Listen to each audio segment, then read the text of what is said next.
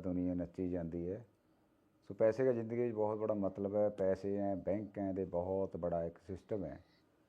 सो इन्हां सारिया चीज़ों के बारे में बात करने वास्ते अज मेरी गल डॉक्टर दविंदर बलारा, एक उन्होंने किताब भी मेरे हाथ के विच है, रुपया मूल्य का मापक या शोषण का साधन।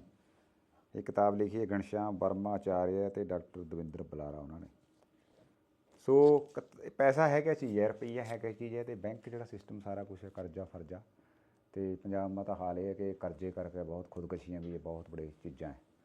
सो अज डॉक्टर दविंदर बलारा उन्होंने जानेंगे सारा मसला। डॉक्टर साहब नमस्कार जी। नमस्ते मंजीत भाई। थारे ना उरे मैं पढ़िया पहले रुपया मूल्य का मापक या शोषण का साधन। ਆਪਾਂ ਤਾਂ दिन रात सुन रहे हैं भी रुपया बंदे की मुक्ति करा, सब रुपए के वास्ते, सब रुपए के वास्ते जिसकी हो रहा है। मतलब जेब में पैसे हैं भी सारी दुनिया उसी की है। हाँ हाँ। थमें मतलब कि ये समझाओ मैंने भी रुपया क्या चीज़ है पहले तो। मैं आपको मंजीत भाई एक बात बताऊं, अगर किसी आदमी को अगर इस सवाल का जवाब ढूंढने को ही मिल जाए ना खाली कि ये रुपया जो आपकी जेब में है, ये रुपया असल में क्या है, अगर कोई इसको ही सर्च कर ले तो बस आपको सब समझ में आ जाए कि आपने जितना आज तक समाज में आपने, मैंने, किसी ने भी, किसी के साथ भी जितना भी धोखा किया, झूठ बोली, या इस रुपए के लिए आपने अपनी ज़मीन बेची, या आप घर छोड़ कर गए, या आप कुछ और कर गए, तो आपको पता चलेगा कि आपने जो कुछ भी किया वो असल में कबाड़ के लिए किया। वो रुपया था ही नहीं। अच्छा, जिसके लिए आपने ये सब किया रुपया नहीं था। वो रुपया नहीं था। वो जो था वो रुपए के नोट थे, या वो बैंक में आपकी कॉपी में चढ़े हुए डिजिट्स थे, जिनको आप ऐसा सोचते थे कि इसके बदले में आपको खुशी या जीवन जीने के लिए सुविधाएं मिलेंगी। मतलब असल में आपने सारा काम कोशिश किया सुविधाएं मिलने का। जैसे अभी आप जाओगे इधर, मैं जब हम लोग मोहाली में बैठे मान लो, तो जब आप पूरे के पूरे इंडिया में कहीं भी जाओगे या गाँव में जाओगे, पहले आपकी जमीन का रेट जिस टाइम, मतलब मैं छोटा था तो हम सुनते थे कि हमारे गांव में किसी ने जमीन खरीदी थी और भाई 1.5 लाख का किला हो गया। मतलब 1.5 लाख का जो 1 एकड़ जमीन थी, 2 एकड़ जमीन, 1 एकड़ जमीन अगर 2 लाख की हो जाए ना तो बहुत महंगा बोलते थे उसको कि 2 लाख का किला।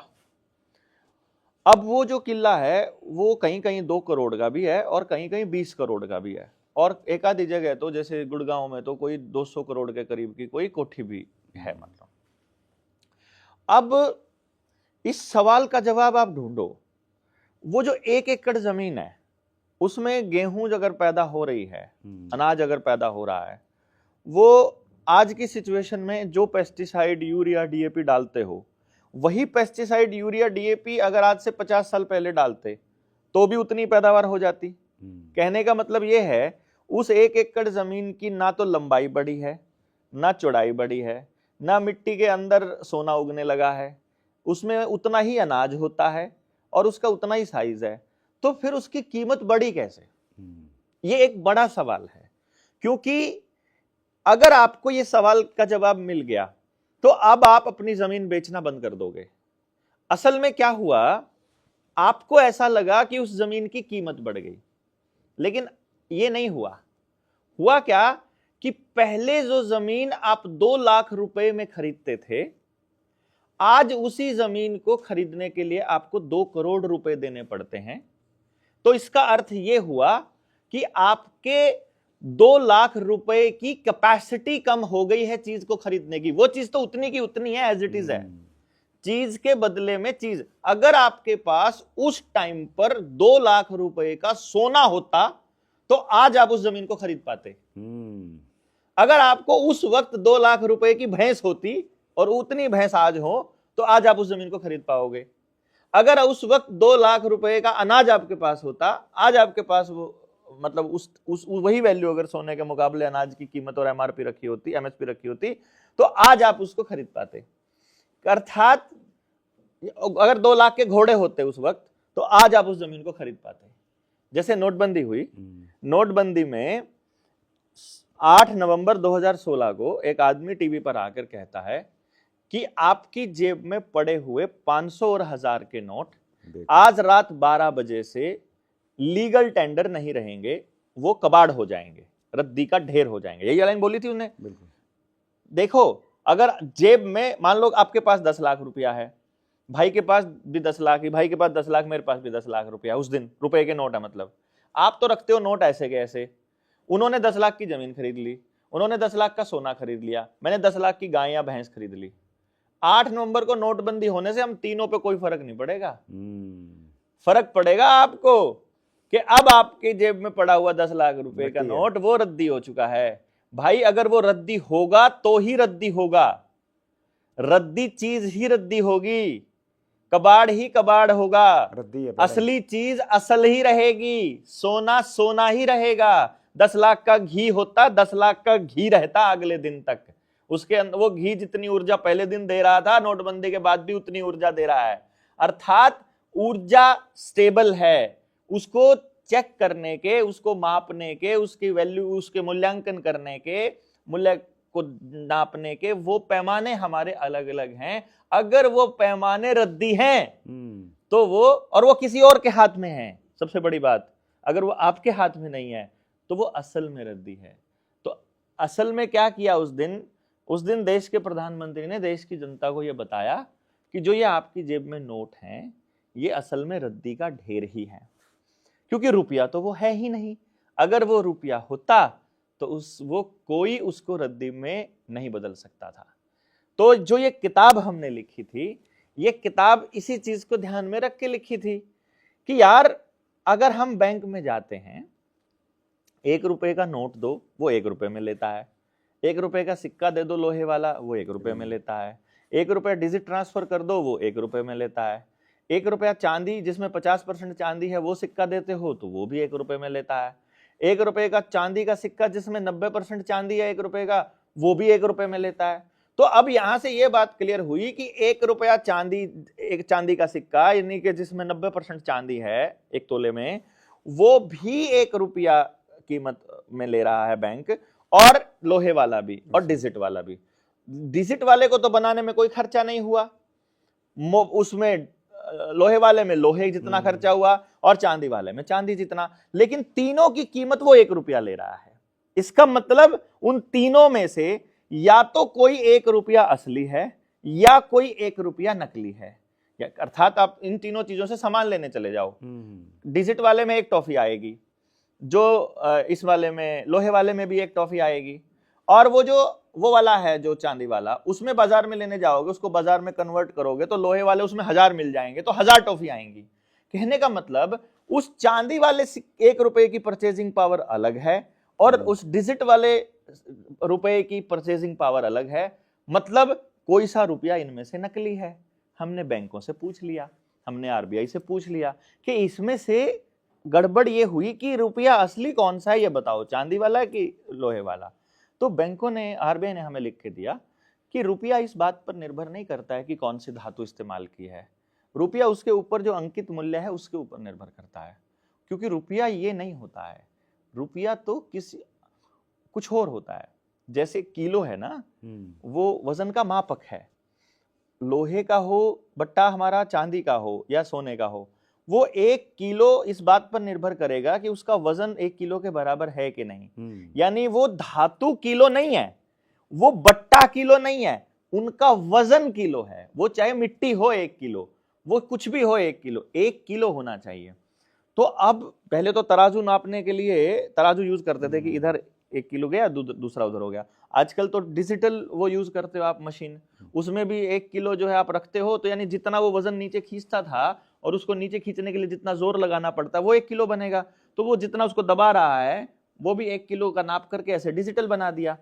अब अगर मान लो किसी दिन किसी आदमी के मन में कोई खोट आ जाए, वो जो दुकानदार बैठा है, और वो उस डिजिटल मीटर में थोड़ी गड़बड़ कर दे और वो 0 सेट ना करे और उसमें पहले से ही वो 1 किलो की जगह आपको 900 ग्राम देना चालू कर दे, तो पहले तो आपके वजन में घाटा हुआ, दूसरा आपसे कीमत जो है 1 किलो की खरीद ली गई, यानी आपको दुगना लॉस होता है। अर्थात आपका जो 1 रुपया है, अगर उसके मूल्य के अंदर कोई कूटकरण कर दे, ये वैसे ही है जैसे कि तखड़ी में वो क्या बोलते हैं उसको,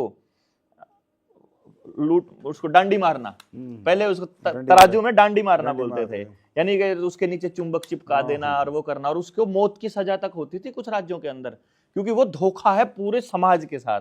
आप रुपए का कूटकरण कर रहे हो, उस मानक का कूटकरण कर रहे हो, जो कि हो नहीं सकता, यूनिवर्सल लॉ है। तो उसमें क्या हुआ, यदि आप रुपए का कूटकरण कर देते हो तो आजीवन कारावास तक की सजा है। पहले हमारी आईपीसी होती थी 489 ABCDE, अब शायद 178 है जो बीएनएस के अंदर, जिसके अंदर पूरे के पूरे ये जो वो जो नियम थे, कानून थे, वो एज इट इज सेक्शंस बदल के इसमें नए वाले में डाल दिए थे। हम वो देख सकते हैं उसके अंदर। अब रुपए का कूटकरण जो बात हो रही थी, अब हमने ये पता किया, इसका मतलब है कि ये किलो कुछ और है और रुपया कुछ और है। ये जो सामने दिखाई दे रहा है ये ना किलो है, ये ना रुपया है।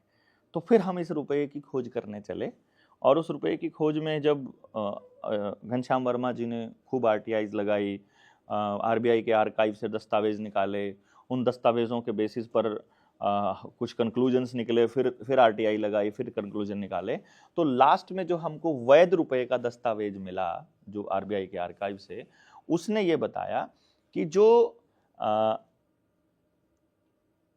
15 रुपया है बराबर 1 मोहर, ये रुपए का असल मानक है। सोने की मोहर तो सोने की ही होती थी, 1 तोला सोना होता था उसमें। तोला मतलब 11 ग्राम 664 मिलीग्राम। तो 11.66 ग्राम को जब हम डिवाइड करते हैं 15 से, तो निकल के आता है 0.777 ग्राम, यानी कि 777 मिलीग्राम शुद्ध सोना 24 कैरेट का। अब हमको समझ में आया कि उत्तरे की 1 रुपए में जितना सोना आता है, उतना ही सोना बैंक वाले जो नोट हैं उसमें आज की वैल्यू में बता रहा हूं, आज जो हम कितनी तारीख है, आज 20 तारीख है, 20 जनवरी 2025 में आज उसकी जो वैल्यू है वो करीब करीब 6500 रुपए के बैंक नोट के बराबर है, 6500 6000 के आसपास। यानी मैं इसको कम से कम में भी 6000 भी मान लेता हूं, तो बैंक में पैसा कर्जे में लेना और फिर उसकी चुकता इंस्टॉलमेंट में देना, ये 6000 गुना की ठगी है लोन लेने वाले के साथ। तब हमको समझ में आया, इसीलिए घर घर जाकर क्रेडिट कार्ड दे रहे हैं ये लोग, इसीलिए हर पेट्रोल पंप पर क्रेडिट कार्ड बांटने वाले लोग खड़े हैं, क्योंकि क्रेडिट कार्ड से जब आप शॉपिंग करते हैं तो आप कर्जा ले लेते हैं। जब आप कर्जा ले लेते हैं, वो आपको कुछ नहीं दिया आपने कर्जे में, तो उन्होंने आपको कुछ नहीं दिया ना, सिर्फ लिमिट दे रखी डिजिट में, आपने वो डिजिट में ली। अब आप उसका जो भुगतान करते हो वो कमा कर करते हो असली ऊर्जा से, यानी कि हवा में पैदा की गई डिजिट का भुगतान किया असली मेहनत से। यानी 0 चीज के बदले में आप अपनी मेहनत दे रहे हो। क्रेडिट कार्ड का ये खेल है। फिर हमने बैंकों से पूछ लिया कि जो तुमने केसीसी के नाम पर, जो गाड़ी के लोन के नाम पर, जो घरों के लोन के नाम पर जो तुमने हमको पैसा दे रखा है, ये पैसा असल में पैसा है कि नहीं है, ये रुपया है कि नहीं है। जैसे आप कह रहे थे ना कि ये रुपया क्या है, मैंने इसका अगर एक्सप्लेनेशन, इसका मैं डेफिनेशन कोई समझा रहा हूं अभी तो, कि असल में तो रुपया है मूल्य का मापक। और ये किताब इसलिए लिखी है, सुप्रीम कोर्ट के जज के मत्थे में मारेंगे, हाई कोर्ट के जजों के मत्थे में मारेंगे कि ये क्या है, देखो इसके अंदर एक भी दस्तावेज वो नहीं है जो हमने लिखा है। इसमें जितने कागज लगाए हैं सारे आर्काइव से उठा करके ऑफिशियल डॉक्यूमेंट की सर्टिफाइड कॉपीज लगाई हुई हैं, और ये साबित करती हैं कि जो मैं लाइन बोल रहा हूं एक एक लाइन सच है। तो उसके हिसाब से जब हम निकाल के लाए कि भाई पहली बात तो लोन देना ही फ्रॉड, उससे पहले बैंकिंग ही फ्रॉड, बैंकिंग पूरा बैंकिंग सेक्टर फ्रॉड। पहला नंबर, एक भी बैंक के पास जो आपको 1-1 हजार करोड़ रुपए देता है, अडानी को आज 6000 करोड़ का लोन दे दिया कोयले की खदान खरीदने के लिए, उसको लोन दे दिया घर खरीदने के लिए 200 करोड़ का, उसको लोन दे दिया 100 करोड़ का। आज तक किसी भी बैंक ने अपना घर नहीं बनाया, अपनी जमीन क्यों नहीं खरीदी भाई? वो कुछ कह देते हैं कि भाई ये तो ना लोगों का पैसा है, उसमें से नहीं खरीदा, अपने प्रॉफिट में से खरीद लेते। प्रॉफिट तो लोगों का नहीं है ना, वो तो तुम्हारा है, क्योंकि अब तो हमें पता चल गया ना कि आरबीआई और सारे बैंक सरकारी नहीं है, प्राइवेट हैं। अच्छा। 2019 में आप मद्रास हाई कोर्ट का वो फैसला चाहो तो आप एडिट ढूंढ के सर्च करके इसमें आप लगाना अपनी एडिटिंग में कि आरबीआई एक कर्मचारी था, उसने क्या किया, वो बैंक में नौकरी करता था, उसका यूपीएससी का एग्जाम क्लियर हो गया। तो जब वो यूपीएससी के सिलेक्शन के बाद फाइनल जब डॉक्यूमेंट चेक कराने गया तो उसको इस वजह पर, इस बिना पर उसको सिलेक्शन नहीं दी गई थी कि तुमने अपनी सूचनाएं छुपाई हैं, तुम बैंक कर्मचारी थे, जबकि वहाँ तुमसे पूछा गया था। तो उसने कहा वहाँ ये पूछा गया था क्या आप सरकारी कर्मचारी हो। मैं पीएनबी में शायद वो नौकरी करता था, तो पीएनबी को लोग सरकारी में सोचते हैं, एसबीआई को भी सरकारी सोचते हैं, पीएनबी या एसबीआई में कहीं नौकरी करता था। उसने कहा आपको ये गलत फहमी है कि बैंक सरकारी होते हैं। हमको ट्रेनिंग में पहले दिन सिखाया जाता है कि आरबीआई और बैंक सरकारी नहीं होते और ना आप सरकारी कर्मचारी हो। अच्छा। आपको नेशनलाइज जो शब्द इस्तेमाल किया जाता है, जैसे एनजीटी है, एनसीएलटी है, डीआरटी है, ये ट्रिब्यूनल जितने हैं, ये असल में इनके गैर कानूनी काम करने के अड्डे हैं। वैसे ही आरबीआई भी इनके गैर कानूनी काम करने का अड्डा है। जैसे पुलिस प्रशासन और आर्मी इनके गैर कानूनी काम करने के अड्डे हैं असल में, मैं आपको बता रहा हूं। तो मैं ये समझ में आया, जैसे आर्मी वाले शब्द पे आर्मी वाले थोड़े भटक सकते हैं, लेकिन जब आर्मी की सच्चाई जानोगे कि आर्मी का गठन किस वजह से हुआ था, रॉकफेलर फाउंडेशन ने क्यों किया था, ये जो अमेरिका की तर्ज पर सारे देशों की आर्मी क्यों बनी थी, ये खेल आपको समझ में आएगा। तो जो नेशनलाइज्ड खेल, नेशनलाइज्ड जो शब्द है, जब इसको हमने देखा तो वो बोला नेशनलाइज्ड का मतलब ये है कि आपको सेंटर के कर्मचारियों के जैसे भत्ते और सुविधाएं मिलेंगी, इससे ज्यादा आपका नेशनल में कोई रोल नहीं है, आप सरकारी नहीं हो। तो जब मद्रास हाई कोर्ट में उस बंदे ने अपील की कि भाई मुझे तो ये नौकरी नहीं दे रहे हैं, ये कह रहे हैं कि तुम तो सरकारी कर्मचारी थे पहले ही और तुमने अपने तथ्य छुपाए थे, तो मद्रास हाई कोर्ट का वो फैसला ऑनलाइन पड़ा हुआ है जिसमें उन्होंने कहा है कि RBI and bank employees are not government employees. भाई वो इसका मतलब तो प्राइवेट ही हुए ना, अगर गवर्नमेंट एम्प्लॉय नहीं है प्राइवेट तो प्राइवेट है, मतलब ये दो ही टाइप के हैं ना, सेमी गवर्नमेंट तो कुछ होता नहीं है ना, एडेड तो स्कूल होते थे, वो भी अब सरकारों ने जबरदस्ती काबू कर लिए। तो फिर ये पता चला कि अच्छा वो प्राइवेट संस्था है। अब पता चले कि वो जो रुपया छपता है उसका कोई नियम है क्या। हमने आरबीआई से चिट्ठी डाल के पूछ लिया कि भाई बताओ, मेरे पास एक नोट है, बिल्कुल हूबहू वैसा ही है जैसा आपने छापा है, अब बताओ कि उस नोट में और आपके नोट में फर्क क्या है। भाई हूबहू है बिल्कुल, तो उस असली कैसे पता चलेगा कि असली है। दूसरी बात, क्या नोट छापने का कोई नियम है। देखो बहुत क्लियर, क्रिस्टल क्लियर हमने सवाल पूछे हैं और वो आरबीआई अलग अलग सवालों के जवाब देकर जब उन सवालों को इकट्ठा करते हैं तो वो फंस जाता है, पूरी कहानी क्लियर होती है। अब आरबीआई हमको ये कह रहा है कि हमारे पास लीगल मनी का कोई डॉक्यूमेंट नहीं है। अच्छा, अभी है ही नहीं, कितने है कि लीगल मनी कौन सा है, असली रुपया कौन सा है, वो उसका कोई डॉक्यूमेंट ही नहीं है, वो बोल रहा है। इसका मतलब सारा इलीगल है। फिर हमसे उस जवाब दे के आरबीआई कहता है कि हमने कहा कि किस नियम के आधार पर तुम ये छाप रहे हो, तो बोलता है सूचना हमारे पास उपलब्ध नहीं है। इसका मतलब तुमको ये भी नहीं पता कि पैसा कैसे छप रहा है, उसके बैक पे क्या रखा है, असली रुपया कहाँ है, क्या स्टैंडर्ड है। वो कहता है कि हमने तो 1970 में या 1947 में या कभी जो है ना गोल्ड स्टैंडर्ड रखना बंद कर दिया था। फिर हमने उनसे ये पूछ लिया कि ठीक है, आपने गोल्ड स्टैंडर्ड रखना बंद कर दिया था, क्या आपको गोल्ड स्टैंडर्ड बंद करने का अधिकार है। पहले देखो, संसद कोई भी कानून पास करे, सबसे पहले तो यह तय होना चाहिए कि क्या उसको वो कानून पास करने का अधिकार है। अब उसका भी जवाब नहीं है उनके पास। फिर कहते हैं क्या तुम्हें वो कानून पास करने के लिए किसी नियम को फॉलो किया है। वो कहते हैं वो भी हमें को नहीं पता। किस नियम के तहत तुमने ये पास किया कानून, या किस नियम के तहत तुम ये पैसे बना रहे हो या क्या चेंज कर रहे हो, वो भी उनके पास नहीं है। फिर जब तुम्हारे पास अधिकार भी नहीं है, उसको चेंज करने का कोई नियम भी नहीं है, और तुमने उसको चेंज कर दिया, तो घर का राज हो गया ना। फिर जनता की सरकार कहां से हुई भाई, फिर लोगों का सवाल कैसे हुआ। फिर तो लोगों के लूट की कमाई को तुम लोगों के मेहनत की कमाई को तुम लूट रहे हो, इसका मतलब तो फिर कैलकुलेशन आता है कि इसका मतलब ये असल में तो रुपया मूल्य का मापक है और बना दिया तुमने इसको शोषण का साधन। अब हम जनता को यह बता रहे हैं कि तुम बताओ, तुम जो कमा रहे हो वो रुपया कमा रहे हो कि कबाड़ कमा रहे हो। अब हम जो कमाते हैं वो किससे कमाते हैं? मेहनत से। मेहनत कहां से कर पाते हैं? शरीर की ऊर्जा से। शरीर की ऊर्जा कहां से आती है? भोजन से। भोजन ऊर्जा कहां से देता है? पौधा कहां से देता है? सूरज से। यानी भोजन पौधे से, पौधा सूरज से, हवा से, पानी से, मिट्टी से। अर्थात हम कुदरत की ऊर्जा को उपयोग करके उस ऊर्जा का उपयोग कर रहे हैं। यानी हम जो लगा रहे हैं अपना एफर्ट वो असली ऊर्जा है। अगर उसके बदले में कबाड़ आपको दिया जा रहा है तो ये तो शोषण का साधन हो गया ना। यानी आप कितना ही भरते रहो होगा नहीं। चेक करके देखना आप अपने आसपास, किसी भी बंदे को देखना, उसने 50 लाख का लोन 6 साल पहले अगर लिया हो या 30 लाख का लोन 6 साल पहले लिया हो और 6 साल हो गए हो उसकी इंस्टॉलमेंट भरते हुए, जाकर पता करना वो उतना ही पड़ा मिलेगा आज भी। बैंक कहता है हम तो पहले ब्याज लेते हैं।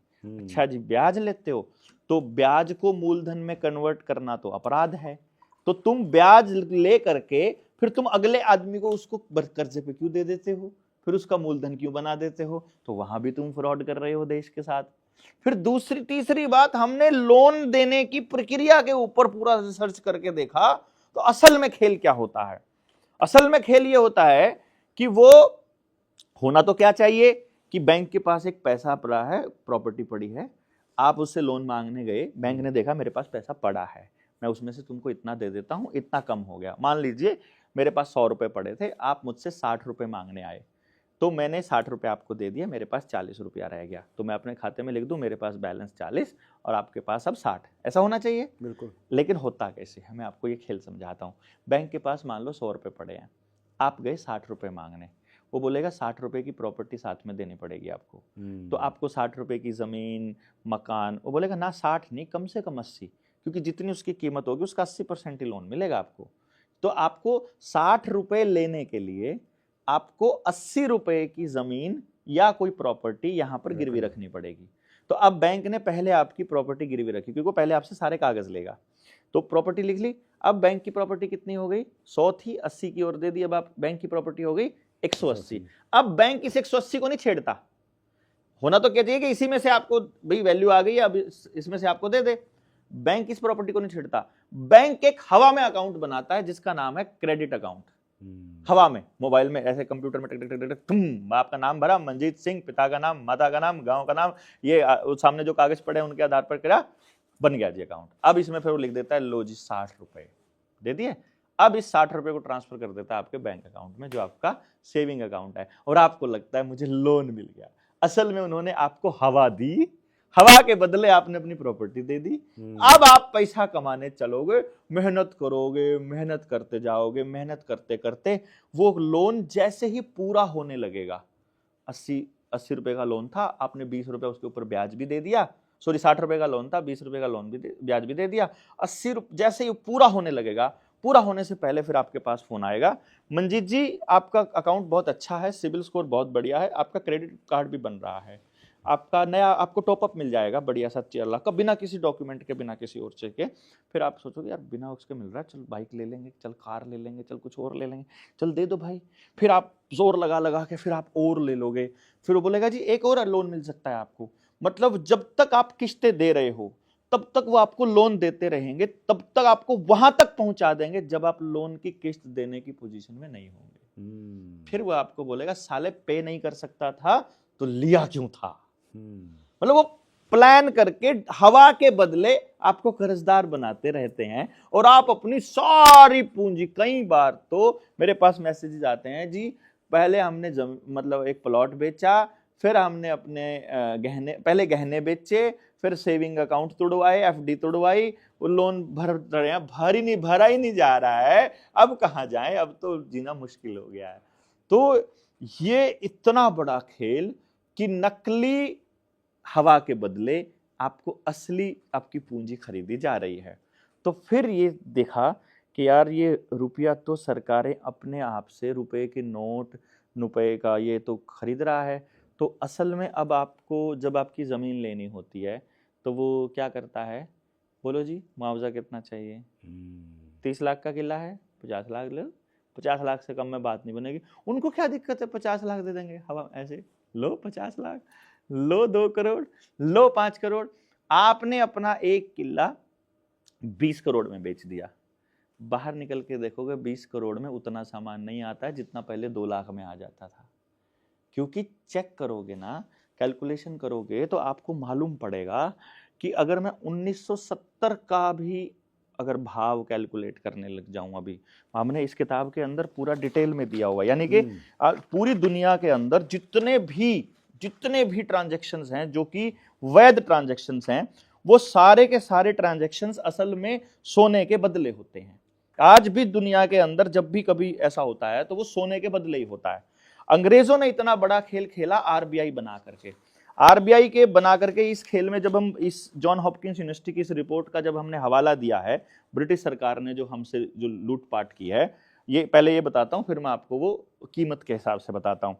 इसके अंदर जब हम कैलकुलेशन करते हैं तो जो भारत में ब्रिटिश इंडिया की वो चल रही थी, और आरबीआई बनने के बाद जब अंग्रेजों ने बोला कि अब तुम अपने सिक्के और अपने नोट चला लो और अब तुम्हें जरूरत नहीं है, तो हमारे वाला जो है वो हमें दे दो, तो वो रुपया अपना ले गए। उस टाइम का सारा रुपया चांदी में या सोने में था, या तो मोहर थी या फिर रुपया था, रुपया भी चांदी का था। नोट थे उनको भी वो धातु में कन्वर्ट करके ले गए, क्योंकि वो कहते हैं कि नोट के बदले धातु रखी तो है। आपने सुना होगा ना अपने बुजुर्गों से कि भाई जितना सोना रखा होता है उतना ही नोट छाप सकते हैं। वो वाली लाइन है कि जितना सोना पहले रखना पड़ता है उसके बराबर की कीमत का ही नोट छपता है। यानी ये प्रॉमिसरी नोट है कि रुपया तुम्हारा हमारे पास रखा है, तुम ये प्रॉमिसरी नोट पकड़ो। तो जब उसको, यदि हम उस सारे रुपए को, सारे धन को, यानी चांदी है, रुपया है, सोना है, मोहर है, अगर उसे गोल्ड में कन्वर्ट कर देते हैं तो आजादी का जो डेट है 15 अगस्त 1947, उससे पहले 14 अगस्त 1947 को हमारे पास जो सोना था, जो रुपया था, और आजादी की डेट जो तथाकथित आजादी की रेट है, उससे अगले दिन में हमारा देश कितना गरीब हुआ उसका कैलकुलेशन करते हैं तो अंग्रेज उस तारीख को हमारे देश से 4,36,700 टन सोना लेके गए थे। एक रात का, एक रात की लूट है ये। रुपए के कूटकरण की लूट से पहले की बात बता रहा हूं मैं, ये लूट। और इसी तरह से आपको लोन दे करके 6,000 गुना की लूट प्रत्येक 1 रुपए पर हो रही है। यानी आप 1 रुपया लोन का लेते हो और 6,000 रुपए देते हो उनको। यानी कि 6,000 के नोट लेते हो आप, तो आपने 6,000 रुपया मांगा मान लो बैंक वालों से, वो आपको लोन में डिजिट दे रहा है। एटीएम से जाओगे तो वो बैंक नोट निकल रहा है। उस बैंक नोट की जो कीमत है वो भारत के स्टैंडर्ड के हिसाब से 777 मिलीग्राम सोने के हिसाब से लगभग 6,000 के नोट के बराबर किया है। यानी कि 1 रुपए की जो कीमत है, तो बैंक से जो नोट निकल रहा है वो असल में आपको रुपया दिखाई दे रहा है, वो रुपए की पर्ची है, और असल में जाकर देखोगे तो वो रुपए की पर्ची भी नहीं है। और अगर आपको इसका सच जानना है, क्योंकि पंजाब और हरियाणा नहीं भाई साहब, आप पंजाब के कर्जे की बात नहीं कर रहे थे, आज हर 1 घंटे, हर 1 दिन में लगभग ज्यादा नहीं करता तो 33 किसान आत्महत्या करते हैं रोज के, एवरेज जो है। मतलब आप इससे कैलकुलेशन करके देख लीजिए कि हमारा देश में, हमारे देश का किसान, ये तो वो आत्महत्या है जिसमें किसान ये डिक्लेयर करके मरता है कि मैं कर्जे की वजह से मर रहा हूं, जिसमें पता ही नहीं चलता उसकी वजह से मर रहा है, या जिसको रिपोर्ट नहीं करते, वो तो बात, कहानी तो अलग है। साल का 12,000 का आंकड़ा निकल के आता है। ये मैंने इसका, जब हमने इस चीज को जब आगे इस पूरी कैलकुलेशन को दिया कि भाई यार ये तो यार बड़ा पंगा हो गया, अगर हम लोग अपने ही रुपए को नहीं समझ पा रहे हैं और हम अपनी अवमूल्यन को नहीं समझ पाएंगे तो भाई फिर कैसे देखेंगे हम लोग। तो इसके लिए हमने कैलकुलेशन दिया, किसान और मजदूर के लूटपाट और शोषण का रहस्यमय जाल, इसके अंदर एक किताब दिया। इसमें हमने कहा कि चलो हम गेहूं की कीमत की तुलना कैलकुलेशन कर लेते हैं। गेहूं का 1970 और 1924, अभी तो 24 गया, हमारी किताब 24 में छपी है तो इसलिए हमने 24 का रेफरेंस दिया कि 1970 और 24 में गेहूं की तुलनात्मक, 1970 में जो गेहूं का रेट है वो 50 रुपए प्रति क्विंटल है जी। और 1 क्विंटल गेहूं की कीमत 50 रुपए हो गई, तो अर्थात उस समय सोने का भाव है 184 रुपया प्रति 10 ग्राम, तोला नहीं 10 ग्राम के हिसाब से लगाते हैं। तो इस कैलकुलेशन से जो 1 क्विंटल गेहूं अगर कोई बेचता है किसान 50 रुपए में, करीब करीब 2.717 ग्राम सोना मिलता है उसको, 2.717 ग्राम सोना। अगर अब हम क्या कह रहे हैं, किसान मतलब किसान को क्या कहना चाहिए, अगर मैं कहूं उसको एमएसपी मांगनी ही नहीं चाहिए, वो ये कहे कि तुम 1970 का रेफरेंस मैंने क्यों दिया, क्योंकि 1970 में वो आपको कह रहे हैं कि तुम गरीब हो, तुमसे उत्पादन नहीं हो रहा है और तुम इस देश को हमें बचाना है भूखमरी से। असल में क्या हुआ था, जो सिचुएशन आज है वही 1970 में थी। आज क्या हालत है, किसान की मंडियों के किसान के पास गेहूं स्टोर नहीं है, क्योंकि उसकी कमाई जो है वो डेली घटती जा रही है। बिल्कुल। उसके पास अपना बीज नहीं है, उस टाइम पे किसान के पास अपना बीज होता था। उस टाइम किसान की खेत में जो लागत है, जो रुपए में जो कंपनियों को जो देने वाली लागत है, वो शून्य है ना। वो क्योंकि उसकी जो हैरो है, उसका जो कल्टीवेटर है, उसका जो फाड़ी है, वो सारी लुहार कर रहा है, तो कंपनी को एक पैसा नहीं जा रहा। बीज उसका अपना है, पानी या नहर का है या बारिश का है या कुएं का है या अपने उसका अपना रहट का है, जैसा भी है उसका अपना है। ना पानी पे 1 रुपया खर्चा है, ना बिजली पे 1 रुपया खर्चा है, ना बीज पे 1 रुपया खर्चा है, ना उसके जोतने पे 1 रुपया खर्चा है, ना काटने पे 1 रुपया खर्चा है, सिंगल भी पैसा खर्चा नहीं है। और 1970 में जीरो खर्चे में वो अपने 1 क्विंटल गेहूं के बदले में 2.717 ग्राम सोना ले रहा है।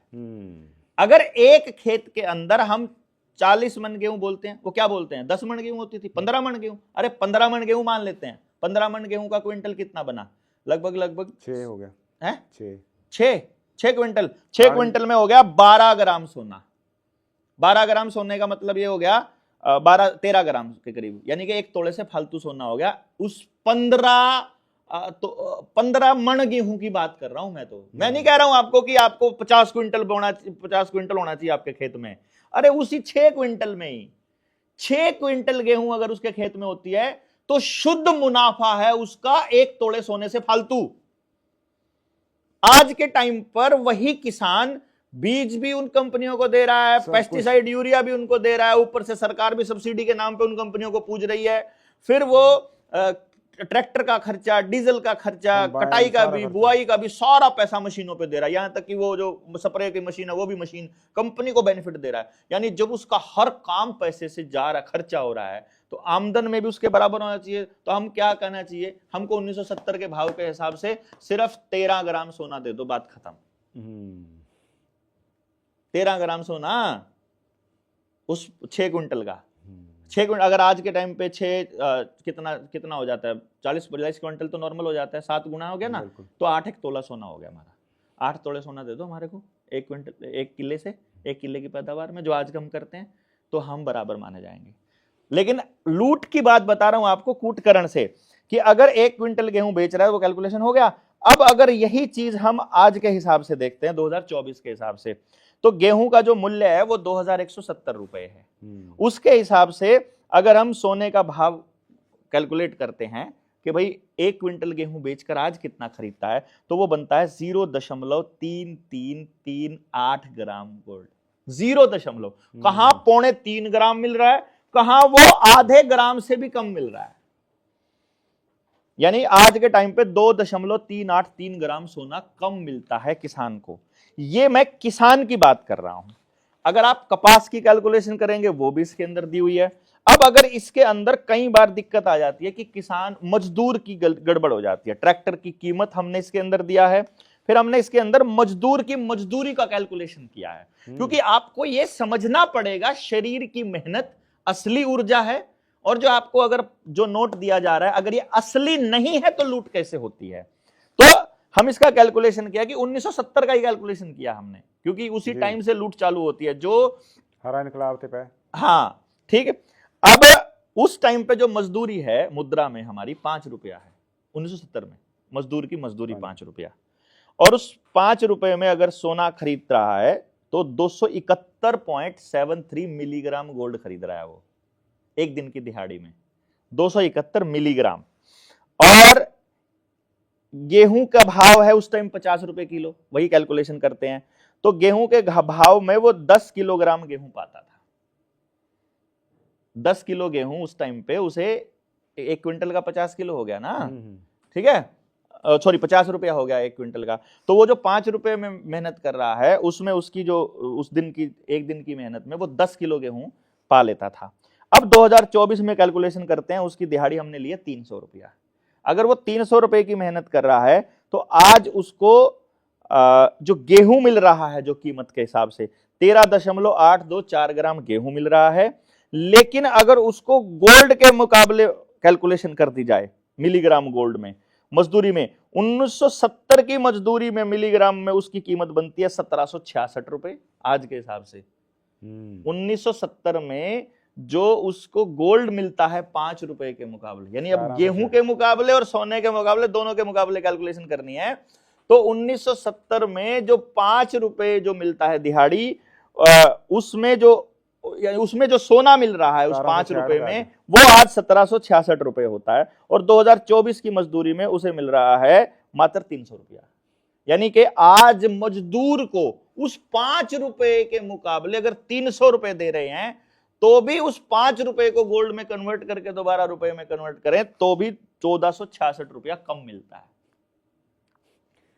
असल में डॉक्टर साहब जेड़ा हुणे जमीना लोग बेच रहे हैं और मसला भी वो कदे भी कह देंगे रुपया रद्दी हो गया। अरे मैं वही तो कह रहा हूं आपको, ये डिजिट है, मान लो उन्होंने आपके खाते में डिजिट ट्रांसफर कर दिए, सबने जमीन बेच दी। वो बोले मान लो एक दिन स्कीम निकाल दी सरकार ने कि सबको 20-20 करोड़ का किला दे रहे हैं, लगाओ एप्लीकेशन।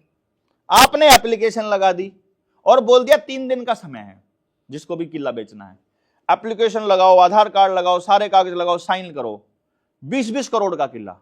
और बोले खाते में ट्रांसफर कर दिए, उन्होंने खाते में ट्रांसफर कर दिए, सबके खाते में 20-20 करोड़ पड़े हैं। अब बैंक के पास तो कैश है नहीं, बैंक के पास तो 10 लाख नहीं मिलता, बैंक तो मिलेगा नहीं, अब मोबाइल पे है। अब चौथे दिन इंटरनेट गायब हो जाए, मिट्टी। और जब इंटरनेट वापस आए आपके खाते शून्य हो तो जमीन भी गई और डिजिट भी गई, कुछ नहीं बचेगा, कुछ भी नहीं बचेगा। और साइन आप पहले असल में जेड़ा रोज रौला पाया जा रहा है उत्थे ले जा रहे हैं भी साइन करो। मैं आपको बात इसलिए लेके जा रहा हूं कि वो आपको बता रहे हैं कि मनजीत सिंह किसका बेटा है। मनजीत सिंह का पिता नहीं बता रहे, देवेंद्र के पिता नहीं बता रहे हैं कि देवेंद्र किस वो दस रहे मेरा बेटा है। वो बता रहे हैं कि ये कागज नहीं बनाओगे ना तो तुम माने नहीं जाओगे कि तुम हो। जैसे उनके कागज के बिना हमारा अस्तित्व नहीं है। वो कह रहे हैं फैमिली आईडी बनानी पड़ेगी। अभी मजदूरों उसका श्रम मंत्रालय का एक मैसेज आया श्रमिकों के पास। मैं जब 2014 में इन हरामखोरों ने रेडी पटरी वाले और जो दिहाड़ी करने वाले लोगों का रजिस्ट्रेशन चालू किया था ना, मजदूरों का रजिस्ट्रेशन, मैंने कहा था तुमको कंट्रोल करने के लिए है। अभी पता चल रहा है कि उन लोगों को अब ये कहा गया है कि जिसका बच्चे का अपार आईडी नहीं बना है उस माँ बाप को दिहाड़ी ही नहीं मिलेगी, वो लाभ नहीं मिलेंगे मजदूरों वाले। वो मजदूरों वाले जो पिछली पेंडिंग पेमेंट्स पड़ी हैं वो नहीं रिलीज होंगी जब तक कि तुम्हारा बच्चे का अपार आईडी ना बन जाए। और अपार आईडी जिस बच्चे का बन रहा है उस अपार आईडी का मतलब ये है कि आपने अपनी सहमति से सरकार को ये बोला है कि इसको जो मर्जी इंजेक्शन लगा देना, जो मर्जी इलाज कर देना, जो मर्जी टेस्ट कर लेना, जितना मर्जी डीएनए निकाल लेना, जो मर्जी इसके साथ करना। मतलब आप अपने बच्चे को उनको दे रहे हो अपार आईडी के जरिए, फैमिली आईडी के जरिए आप अपने पूरी फैमिली की इंफॉर्मेशन उन प्राइवेट कंपनियों को दे रहे हो। हर चौथे दिन नया केवाईसी आता है, हर नई कंपनी को जब भी डेटा चाहिएगा नया केवाईसी आएगा। वो इस चीज को नहीं समझ रहा है किसान, वो केवल ये सोच रहा है मोबाइल से पेमेंट हो जाती है तो वो सुविधा है। वो नहीं, ये नहीं समझ रहा है कि जो वो डिजिट है वो असली रुपया नहीं है। असली रुपया, असली प्रॉपर्टी, असली धन है आपकी सेहत, आपका परिवार, आपकी जमीन, आपकी हवा, आपका पानी, आपका सोना, आपके घर में जो असली आपका पशुधन, जिसको भी धन बोलते हैं ना आपा, जैसे बेटी को भी धन बोलते हैं, यानी बेटी को भी बेटे को भी, यानी कि परिवार एक तरह से। फिर श्रम धन, यानी मेहनत अगर कर पाते हैं तो वो धन है। फिर ज्ञान को भी हम धन बोलते हैं। असली धन ਇਹ ਧਨ ਜਿਹੜੇ ਘਟਦੇ ਨਹੀਂ, ये कभी कम नहीं असली होंगे, ਧਨ ਜਿਹੜਾ ਕਦੇ ਨਹੀਂ ਘਟਦਾ, कभी नहीं घटेगा। ना बस कभी- ये नियम है, ਨਾ बिल्कुल ਕਦੀ- बिल्कुल ਨਹੀਂ ना। ਨਾ, ਅਸਲੀ ਧਨ ਕਦੇ ਨਹੀਂ ਘਟਦਾ। हाँ। ਆਪਾਂ ਕਹਾਂ ਵੀ ਵੱਧ ਰਿਹਾ ਹੈ, ਪਸ਼ੂ ਹੋਰ ਵੱਧ ਰਹੇ ਹੈ, ਹਾਂ ਬੱਚੇ ਅੱਗੇ ਹੋ ਰਹੇ हैं, सारा ਵੱਧ ਰਿਹਾ है, ਜ਼ਮੀਨ का वो हो रहा है, ਵੱਧ ਰਿਹਾ, पैदावार बढ़ रही है, बढ़ रही है। हो रहा है। यानी देखो आप एक तरह से ये समझो आप कि आपको भूख है अगर 5 रोटी की, 5 रोटी आज बनाओ, 10 साल बाद बनाओ, 50 साल बनाओ, उतने आटे की मिलेगी, उतने ही आटा घटेगा नहीं, कभी आटा नहीं घटेगा, उतना ही आटे की बनेगी और उतनी ही ऊर्जा देगी जितनी 50 साल पहले दे रही थी, अगर वो वही बीज है और वही नहीं ਹੁਣ ਤਾਂ ਮੈਂ ਸਮਝਾਇਆ ਨਾ ਵੀ ਉਹ 5 ਰੁਪਏ ਦੇ ਰਹੇ थे, ਅੱਜ 300 दे रहे, वो भी मिट्टी है। हाँ वो भी मिट्टी 5 का 300 हो गई, मिट्टी है, मिट्टी है। अब ये समझना, सोना ਜਿਹੜਾ ਹੈਗਾ ਉਹ ਵੱਧ ਰਿਹਾ, वो बढ़ रहा है, वो बढ़ नहीं रहा। असल में वो कह रहे हैं रुपए की कीमत घट गई। ये वैसी ही लाइन है कि किलो का वजन घट गया। रुपए की वैल्यू कैसे घट जाएगी यार? रुपया खुद किसी की वैल्यू तय करता है। किलो वजन कितना घट जाएगा? मैं जब पीएमओ गया ना, तो पीएमओ में मैं वहाँ जब अपना प्रोजेक्ट दे रहा था अपना एजुकेशन वाला कि हम हर बच्चे का रोजगार बनाने वाली शिक्षा दे सकते हैं, तो आईएएस की एक पूरी गोल मेज में वो रखे थे, बैठे थे, तो मैं से चर्चा हो रही थी, तो मुझे एक आईएएस ने बोला कि गजब आइडिया है डॉक्टर साहब, बहुत बढ़िया प्रोजेक्ट है आपका, पहले तो ये बताइए आपका एफिलिएशन है क्या, मतलब किसी से आपने एफिलिएशन लिया है क्या? मैं कहा इस पे काम करने वाला मैं पहला आदमी हूं चाचा, मेरे को एफिलिएशन कौन देगा? जिसको मेरे से ज्यादा पता होगा वही तो एफिलिएशन देगा ना, जिसको इससे ज्यादा पता होगा। तो आपके यहाँ कोई है जो मुझे एफिलिएट कर देगा? अरे मैं एफिलिएशन दिया करूंगा आने वाले टाइम में कि हाँ इसने ठीक किया है कि गलत किया है, अगर उससे ज्यादा कोई कर लेगा तो वो देने लग जाएगा। अदरवाइज मतलब आप किसान को क्या एफिलिएशन दोगे कि तुम्हें उगाना आता है कि नहीं उगाना आता है, मतलब मोची को क्या एफिलिएशन दोगे आप बेसिकली? तो पॉइंट ये है कि वो एफिलिएशन मांगते हैं कि कागज है क्या तुम्हारे पास, और हम कहते हैं असली धन है हमारे पास, हमें तुम्हारे कागजों की आवश्यकता नहीं है, हमें तुम्हारे एफिलिएशन की आवश्यकता नहीं है, जिसके पास असली धन है। असली धन के पीछे छोड़ करके औलाद को, शांति को, परिवार को, प्रेम को, हंसी को, खेत को, जमीन को, पशुओं को। मेरे दादाजी कहा करते थे जिसके घर से डंगर निकल गया ना उसका घर बर्बाद होना तय है। वो आदमी का सेहत भी खराब होएगी, उसकी फैमिली भी खराब होएगी, उसके सारा परिवार अलग अलग हो जाएगा जिसके घर में डंगर नहीं है। मतलब वो पशुधन को इतना इंपॉर्टेंट धन मानते थे। मैं तब सोचता था, मैं कहा यार ऐसे कैसे हो सकता है। अब मैं देख पा रहा हूं ये कैसे हो रहा है। जिसके घर में वो नहीं है पशु, वो लोग जिसके घर में है वो आज भी 4 बजे ही उठते हैं, 4:30 बजे ही उठते हैं और अपना डेली का काम करते हैं। वो आज भी बीमार नहीं है जब तक कि उनके शरीर में कोई केमिकल सरकार के किसी आदमी ने ना डाला हो, मतलब इंजेक्शन के जरिए या किसी और, वो बीमार नहीं पड़ते अदरवाइज है। जो आज जो है, जो आज जिनके घर में डंगर नहीं है वो फिर 8 बजे उठते हैं, नौकरी से पहले 15 मिनट पहले उठते हैं। जो जिनके घर में डंगर हैं वो आज भी शौचालय बाहर ही जाके आते हैं और खाते अपने घर में आकर हैं, और जिनके घर में डंगर नहीं है वो खाते बाहर हैं और हगने घर आते हैं। मतलब पूरा उल्टा गेम प्लान उन्होंने चला के रखा हुआ है कि पूरे सिस्टम को उल्टा कर दो इनके। लेकिन मैं कई बार सुनाएगा ना, पाकिस्तान के बीच ना अफजल साहिर है एक, ਜਿਹੜੀ ਪੰਜਾਬ ਦੀ ਵੰਡ ਹੋਈ ਨਾ ਬਹੁਤ ਬੜੀ ਠੱਗੀ ਦੀ, ਜਿਸ ਤਰ੍ਹਾਂ ਸਮੇਂ ਕਰੇ ਹਰਿਆਣਾ ਬਣਾ ਦਿੱਤਾ, Exactly. ਉਹ ਬਣਾਇਆ ਉਧਰ बिल्कुल। ਉਹਨੇ ਫਿਰ ਨਾ ਇੱਕ मतलब कि नज़म लिखी है, ਉਹਨੂੰ पाकिस्तान की वार है ਉਹਦਾ ਨਾਂ, बहुत कमाल ਅੱਜ के समय के ਵਿੱਚ ਤਬਾਹੀ है। 2 ਲਾਈਨਾਂ उसके ਵਿੱਚੋਂ ਸਾਰੀਆਂ ਮੇਰੇ ਖਿਆਲ ਅੱਜ ਵੀ ਆਪਣੇ ਕੋਲ ਢੁਕਾਂ ਜਿੰਨੇ ਵੀ ਬੰਦਿਆਂ ਨੂੰ ਲੁੱਟਿਆ ਜਾ ਰਿਹਾ ਤੇ ਬੰਦੇ ਭੇਡਾਂ ਬਣੇ ਹੋਏ। ਕਹਿੰਦਾ ਅਸੀਂ ਖੜੇ ਖਲੋਤੇ ਕੰਬ ਗਏ ਪਰਛਾਵੇਂ ਬਦਲੇ, ਸਾਡੇ ਆਪਣੀਆਂ ਪਟਵਾਰੀਆਂ ਸਾਡੇ ਨਾਮੇ ਬਦਲੇ। एग्जैक्टली, ਸਾਡੇ ਹੀ ਪਟਵਾਰੀ ਨੇ ਸਾਡੇ ਕਾਗਜ਼ ਬਦਲਤੇ। बिल्कुल ਤੁਸੀਂ ਇਹ ਗੱਲ ਕਰ ਰਹੇ, यही ਅੱਗੇ यही ਸੁਣੋ। हाँ। ਕਹਿੰਦਾ ਅਸੀਂ ਖੜੇ ਖਲੋਤੇ ਕੰਬ ਗਏ ਪਰਛਾਵੇਂ ਬਦਲੇ, ਸਾਡੇ ਆਪਣੀਆਂ ਪਟਵਾਰੀਆਂ ਸਾਡੇ ਨਾਮੇ ਬਦਲੇ, ਸਾਨੂੰ ਸਮਝ ਨਾ ਆਈ ਹੋਮ ਦੇ ਕਿੰਜ ਘਾਟੇ ਵਾਧੇ, ਅਸੀਂ ਬਾਂਦਰ ਕਿੱਲਾ ਖੇਡਿਆ ਖੇਡਦੇ ਨਾ ਤੇ ਛਿੱਤਰ ਖਾਧੇ। ਕਹਿੰਦਾ ਅਸੀਂ ਅੱਖਾਂ ਮਲ ਮਲ ਵੇਖੀਏ ਕਿ ਖੇਡਾਂ ਹੋਈਆਂ ਨਾ ਖੇਡਾਂ हाँ, ये सारा खेल जो हुआ। हाँ। ਅਸੀਂ ਅੱਖਾਂ ਮਲ ਮਲ ਵੇਖੀਏ ਕਿ ਖੇਡਾਂ ਹੋਈਆਂ, ਉਹ ਕਿਤੇ ਸ਼ੇਰਾਂ ਵਰਗੇ ਸੂਰਮੇ ਅੱਜ ਭੇਡਾਂ ਹੋਈਆਂ। एग्जैक्ट, ਭੇਡਾਂ ਬਣਾਤੇ ਸਾਨੂੰ। बिल्कुल ਉਸ ਸਮੇਂ ਦੇ ਹਿਸਾਬ ਨਾਲ ਕਹਿ ਰਿਹਾ ਇਹ ਸਾਰਾ ਕੰਮ ਉਹੀ ਹੋ ਰਿਹਾ, यही ਭੇਡਾਂ ਬਣਾ ਰਹੇ ਬੰਦਿਆਂ ਨੂੰ, ਉਹ ਉਤਾਰ ਰਹੇ ਹੈ ਤੇ ਬੰਦੇ खुश हो रहे हैं। खुश हो रहे हैं। लेकिन इसकी एक बड़ी ब्यूटी क्या है इसमें मंजित भाई, हमने इस किताब को हमने इसलिए लॉन्च किया था कि हम सुप्रीम कोर्ट के जजेस को इसको भेजेंगे। भेजने के बाद हम एक चिट्ठी लिखेंगे कि हम आ रहे हैं तुम्हारे पास अपना अर्जी लेने।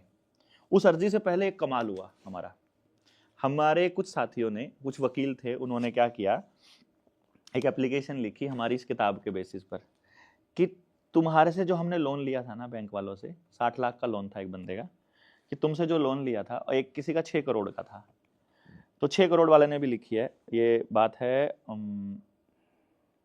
ये अभी ध्यान आ जाएगा मेरे को, मैं उस जगह का नाम भूल जाता हूँ, यूपी के अंदर है। तो वो कि भाई हमने तुमसे जो लोन लिया था, हम इसकी लीगल मनी में पेमेंट करना चाहते हैं, लीगल मनी में, असली रुपए में, भारत के वैध रुपए में।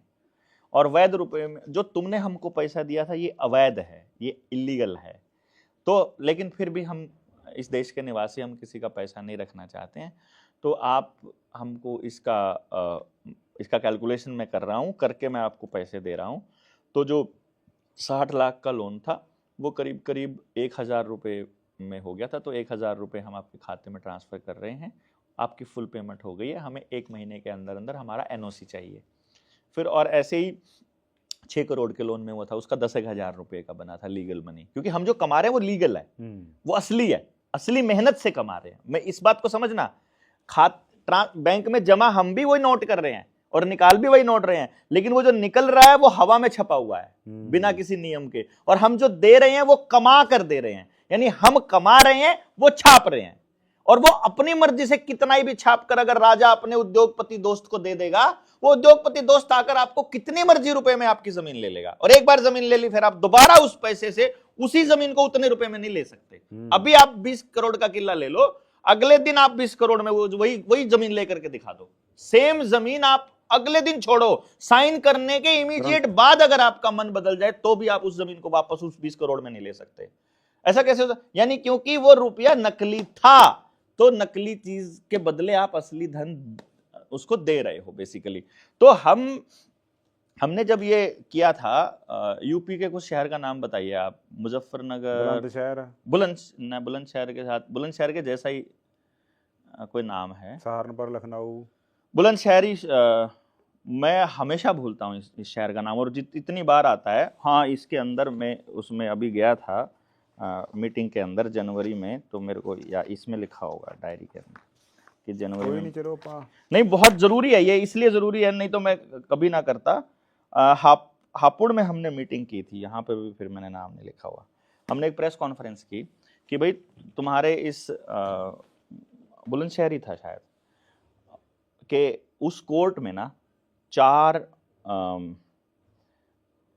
केस दाखिल हुए हैं हमारे इसी मुद्दे के, कि असली रुपए में पेमेंट कर दिया है, बैंक से जो हमने लेना आया ना, जो इंस्टॉलमेंट हम पे कर चुके हैं, लगभग 7,000 करोड़ रुपया नहीं आया, कि तुमने हमारे फर्जी रुपए के बदले में, यानी कि करीब करीब 2000 आवेदन लग चुके हैं, और उन 2000 आवेदनों में से बैंक जवाब नहीं दे रहे हैं।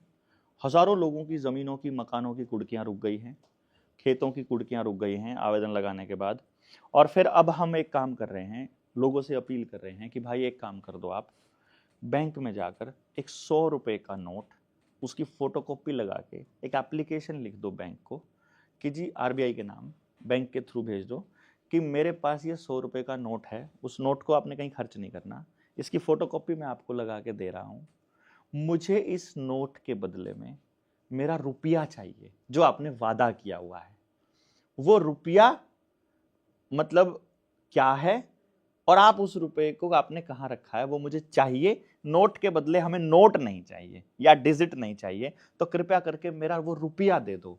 अगर बैंक वो नोट का जवाब, उस चिट्ठी का जवाब नहीं देता है, तो बैंक के ऊपर 138 में मुकदमा दर्ज होगा, जिसमें बैंक चेक बाउंस का लगता है, क्योंकि वो चेक है ना, प्रॉमिस है ना, वो इतने रुपए देने का, नीचे साइन है गवर्नर के, वो प्रॉमिस है, तो वो प्रॉमिस फेल हो रहा है बैंक। हमारे हजारों आवेदन लग चुके हैं, और RBI से कॉल तो आती है, बैंक से कॉल तो आती है, वो कहते हैं आकर के मिल लो। हम कहते हैं हमें मिलना क्या है, हमने तुमसे जो डील किया, तुमने हमको लिखित में नोट दे रखा है, हम तुमसे लिखित में उसका रुपया मांग रहे हैं बदले में, तो इसमें मिलना क्या है?